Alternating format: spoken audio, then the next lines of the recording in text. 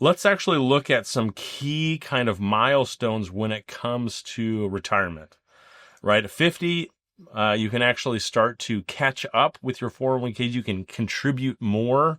At 55, you can actually, if it's your most recent 401k or most recent employer, you can actually take money out of a 401k without any penalties, which is important. 59 and a half, that's when you can begin to do in-service distributions or distributions from a retirement account without penalty, which is important. 60 is the minimum age for survivor benefits. So there's 4 different benefits we're going to talk about today when it comes to Social Security retirement benefits. One of them is a survivor benefit. 62 is the first time that you can collect either your own benefit or a spouse benefit. 65, I know, is great. Medicare eligible. And boy, that is alphabet soup. That will someday be another webinar when I get the guts to be able to film one on Medicare. 66 was the full retirement age for retirees born between 1943 and 1954, which is interesting. And then it was raised for retirement age for 67 for anybody born after 1960. In between 1954 and 1960, there's actually like 2 months per year gap in between those. And then 70 is the absolute maximum Social Security benefit that you can receive. And they incentivize you to wait as long as possible, which may or may not be the best choice. And 73 and or 75 is actually the when you have to start taking distributions from the IRS. They're called required minimum distributions.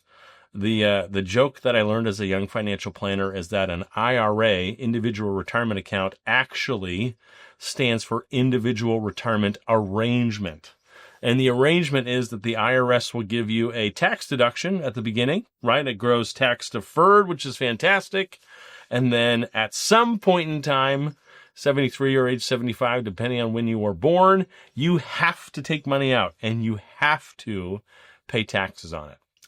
I want to give you just a little bit more history about Social Security because actually I love Social Security trivia. So it actually started in 1935. And back in 1935, the full retirement age was actually 65. So you can see over time they have raised the full retirement age. What do you think life expectancy was in 1935? Right now, it's around 85 for males and around 87 for females. I mean, approximately. Life expectancy in 1935 was 62. Let's let that sink in for a little bit. So you couldn't start collecting until 65, or full retirement age was 65, and life expectancy was 62. So they literally thought no one was ever going to take Social Security, right? I know that's changed over time where all of us collect Social Security, thankfully, again, if we hit that age. But that's just an interesting fact. Second interesting fact is back in the day, 1935, you could actually receive your Social Security benefit as a lump sum. But the first person to ever receive it as a monthly benefit, as we have it today, her name was Ida Mae Fuller. And funny enough, she was like a legal secretary. She worked for about 3 years, put in just under $25 into the Social Security system through taxation.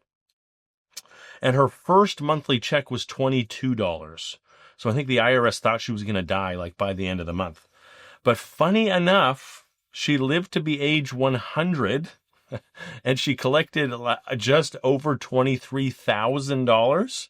So talk about a fantastic return on investment, right? $22 in, $23,000 out. And, but she was the first one. So I always tell that story because I love it. And I also, I use it because Social Security is not a perfect system. It's what we have, and it's actually a very good system, but there's some funny things about it.